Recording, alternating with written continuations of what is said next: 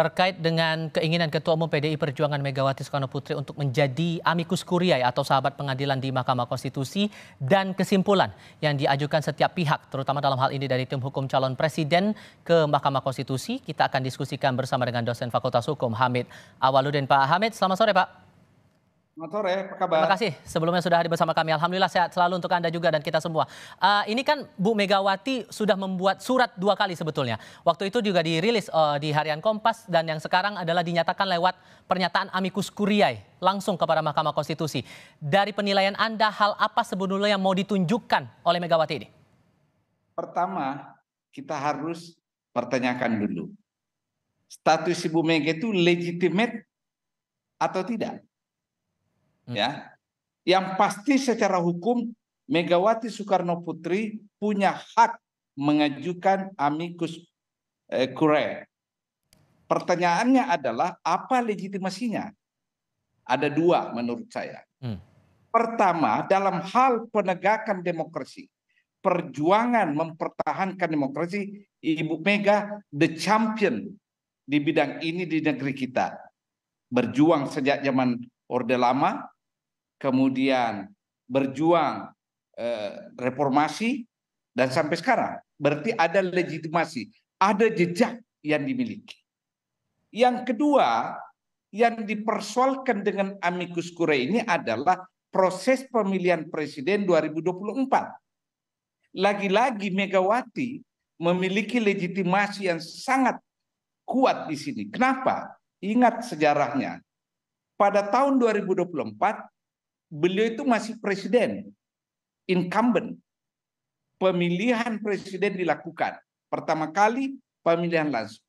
Ibu Mega punya jejak tidak pernah mengintervensi, tidak pernah cawe-cawe, dan tidak pernah mau mengatur pemilihan presiden 2024. Sehingga dia memiliki legitimasi moral berbicara tentang proses pemilu yang bersih. Nah, dengan rentetan kejadian masa lalu yang berkaitan dengan Ibu Mega, menurut saya Megawati Soekarnoputri memiliki legitimasi moral yang sangat kuat dan sebaiknya didengar oleh Hakim MK. Karena tidak ada personal interest-nya. Dia buktikan di masa lalu pada tahun 2024. Tidak ada. Oke, ada legitimasi moral. Sorry saya potong di situ Pak. Ada legitimasi moral di situ, tapi apakah ini bisa mempengaruhi nanti keputusan MK nantinya? Nah, apakah bisa mempengaruhi atau tidak, kita serahkan kepada Hakim Mahkamah Konstitusi.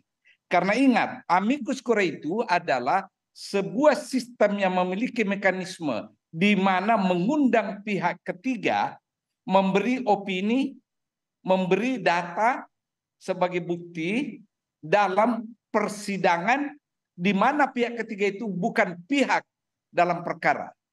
Jadi secara hukum itu terbuka peluangnya. Secara hukum, siapapun. Nah, Megawati kuat karena ada legitimasi moralnya dengan jejak masa lalu yang begitu kuat di bidang ini. Kalau Hamid Awaludin mungkin belum tentu. Ya kan? Hanya berpikirnya memberi saran atau apa, tapi kalau Ibu Mega ada buktinya bahwa dia tidak cawe-cawe dalam pemilu. Karena kan sebelumnya juga pernah ada yang buat amicus curiae juga datang dari kalangan-kalangan akademisi yang disampaikan ke MK waktu itu. Perbandingannya jelas berbeda di situ. Ya, berbeda.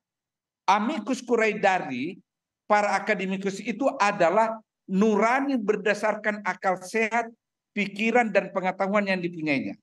Amicus curiae yang diajukan oleh Ibu Mega selain pengalaman, selain pengetahuannya tentang konstitusi, juga pengalaman empiriknya bahwa dia pernah mengalami pemilu di mana berkaitan langsung dengan dirinya, tapi dia tidak cawe-cawe dan tidak mencederai demokrasi dengan cara intervensi.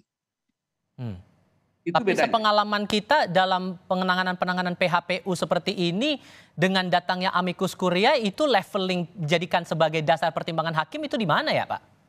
Ya, kalau saya hakim, saya akan mendengarkan opini dan saran Ibu Mega. Kalau saya hakim, karena jejak moralnya sangat legitimate. Beda kalau seseorang apunturir demokrasi yang selalu menyalahgunakan demokrasi tiba-tiba mengajukan amicus curiae dan minta pemilu bersih dan sebagainya, tapi dia kan penuh jejak kotor ke belakang.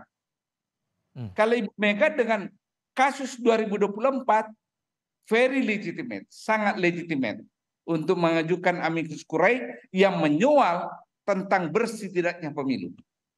Oke. Kalau kita merujuk lagi pada proses PHPU yang berjalan kemarin begitu, yang diajukan oleh pihak pemohon dari dua pihak waktu itu, dari pihak 01 dan 03, ini melawan pihak termohon dalam hal ini KPU, kemudian ada pemberi keterangan dari Bawaslu, plus pihak terkaitnya adalah dari Paslon 02. Sampai tadi diserahkan nota kesimpulan ke MK, mereka tetap teguh pada pendiriannya dengan masing-masing opininya begitu. Menurut Anda, kansnya nanti di tanggal 22 April saat MK akan menyampaikan keputusannya, apakah permohonan dari para pemohon ini dikabulkan atau tidak menurut Anda, Pak? Menurut saya, dan kalau saya hakim MK, saya akan meluluskan permohonan itu. Dasarnya? Ya, dasarnya bahwa seluruh anak negeri kita, kecuali tentu pendukung Paslon 2, itu mengeluhkan proses pemilihan presiden kan. Dan ingat ya, dalam Undang-Undang Pokok Kehakiman dikatakan, ya, itu Undang-Undang Nomor 48 tahun 2009, hakim wajib hukumnya menggali, menelisik nilai-nilai yang tumbuh dan berkembang di masyarakat. Artinya apa? Artinya apa? Keadilan substantif yang harus dicari. Bukan sekedar kali-kali statistik, angka. Yang diajukan oleh Megawati Soekarno Putri adalah tuntutan adanya keadilan substantif yang mendengar keluhan orang tentang proses pemilu. Kalau memakai alasan yang disampaikan oleh pihak 02 bahwa tidak pernah tuh ditunjukkan perbandingan selisih hasil antara pihak KPU dengan para pemohon ini. Ya, karena memang selalu argumennya adalah argumen statistik kan? Iya kan? Yang didasarkan dari aturan dari undang-undang juga begitu, Pak? Oh, jangan. Ada presiden hukum tahun 2008. Disitulah munculnya istilah TMC kan? TMS. Terstruktur, sistematis, TSM, sistematik dan masif. Ada beberapa pemilihan kepala daerah dibatalkan dan pemilu ulang. Jadi ada presiden hukum di sini. Itu dimulai tahun 2008. Jadi tidak benar bahwa MK tidak boleh mengadili proses pemilu, tapi hasil pemilu, hasil perhitungan. Itu tidak benar. Ada presiden hukumnya.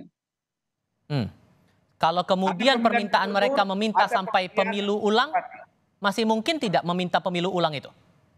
Ya, sekali lagi Bu, saya tidak mau mengada-ada, mengintervensi, biarkan Mahkamah Konstitusi memutuskan.